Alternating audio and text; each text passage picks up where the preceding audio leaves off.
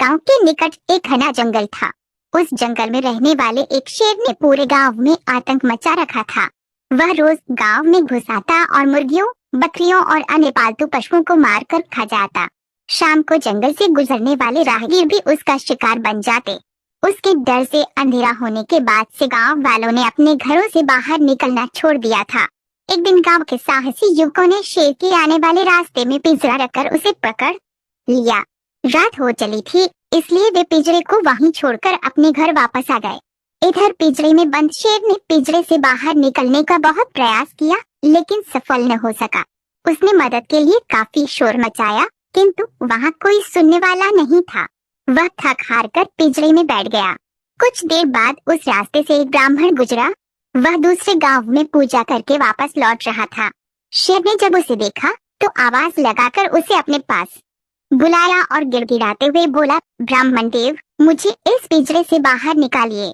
मैं आपका जीवन भर आभारी रहूंगा। ब्राह्मण डरते डरते बोला, मैंने तुम्हें पिंजरे से बाहर निकाला तो तुम मुझे मारकर खा जाओगे। मैं वचन देता हूँ ब्राह्मण देव कि मैं आपको नहीं मारूंगा और चुपचाप जंगल चला जाऊंगा।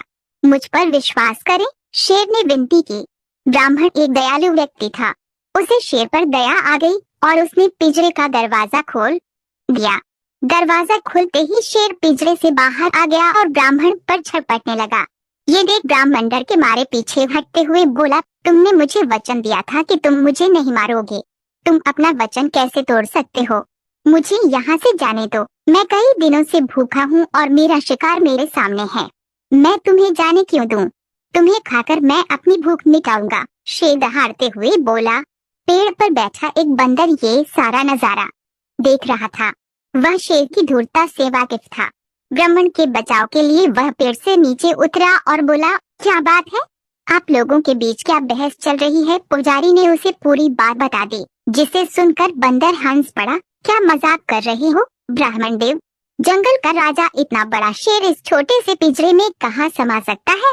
मैं तो ये मान ही नहीं सकता। इस पर शेर बोला, ये बिल्कुल सच है। अपनी आँखों से देखे बिना मैं आपकी बात भी नहीं मान सकता वनराज। बंदर शेर से बोला, मैं अभी तुम्हें इस पिंजरे में जाकर दिखाता हूँ। कहकर शेर पिंजरे के अंदर चला गया।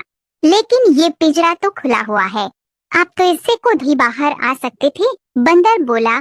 बंदर की इस बात पर शेर चिढ़ गया और बोला, इसका दरवाजा बाहर से बंद था। बंदर ब्राह्मण से बोला, जरा दिखाओ तो ये दरवाजा कैसे बंद था? ब्राह्मण ने आगे बढ़कर पिंजरे का दरवाजा बंद कर दिया।